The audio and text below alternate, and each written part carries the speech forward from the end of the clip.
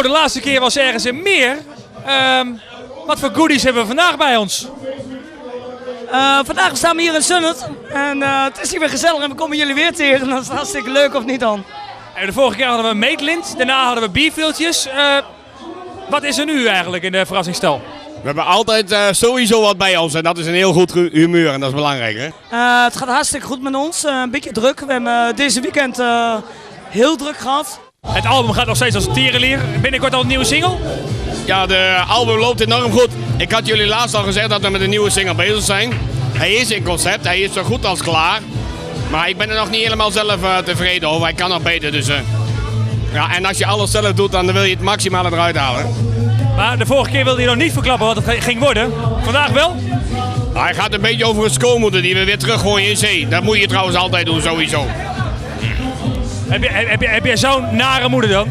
Nee hoor, ik heb best wel, we hebben lieve familie en lieve schoonouders. Dus die staan ook achter ons en dat is heel belangrijk in het leven. En een beetje klaar voor de fanclubdag?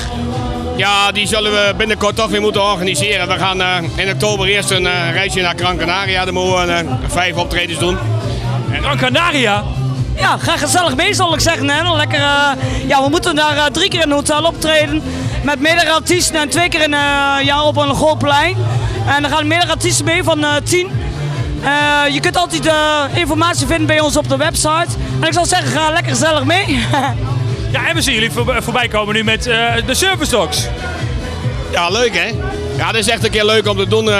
Sowieso goede doelen. En wij vonden dit een heel goed doel. Je wordt natuurlijk voor meerdere doelen gevraagd en we doen dat ook regelmatig. Maar ja, dit is toch heel belangrijk. Die kinderen die gewoon een hond nodig hebben om zichzelf te redden. Nou, dat moeten we steunen door heel Nederland toch?